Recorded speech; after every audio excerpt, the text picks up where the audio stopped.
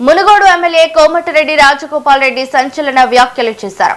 కాంగ్రెస్ తో సంబంధం లేని వారు, ఆంధ్ర నాయకుల మోచేతి నీళ్లు తాకేవారు ప్రభుత్వంలో కీలక పదవులు అనుభవించడం బాధాకరమన్నారు.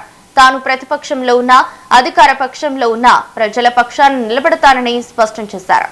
హైదరాబాద్ రవీంద్ర భారతిలో కళాకారుడు ఏపూరి సోమన్న 25 ఏళ్ల పాటల ప్రస్థానంపై రూపొందించిన పుస్తకాన్ని ఆయన ఆవిష్కరించారు. గత బీఆర్ఎస్ ప్రభుత్వానికి వ్యతిరేకంగా తొలిసారి గలం విప్పింది తానేనని చెప్పారు. ప్రభుత్వ అభివృద్ధి పేరుతో లక్షల కోట్ల రూపాయలను దోచుకుంటోందని ఆరోపించారు. తెలంగాణ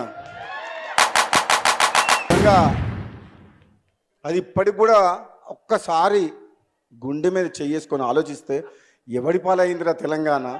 తెలంగాణ కోసం ఆత్మ బలిదానం చేసిన అమరవీరుల ఆత్మ ఏడుస్తుండొచ్చు, బాధపడుతుండొచ్చు. ఎందుకంటే ఆనాడు ఈనాడు తెలంగాణ వచ్చిన తర్వాత కూడా అభివృద్ధి పేరు మీద లక్షల కోట్ల అప్పులు చేసి మళ్ళీ అదే ఆంధ్ర కాంట్రాక్టర్లు దోసుకుంటున్నారు ఈ తెలంగాణని.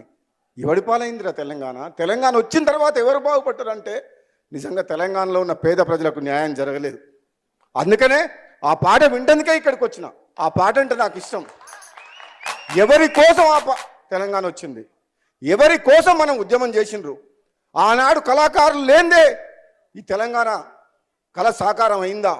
ఈ తెలంగాణ ప్రజల్ని దేవుడిచ్చిన గొంతుతో వాళ్ళ పాటలతో ఆటలాడి ప్రజల్ని చైతన్యవంతులను చేసి ఈ తెలంగాణ సాధనలో కీలక పాత్ర పోషించిన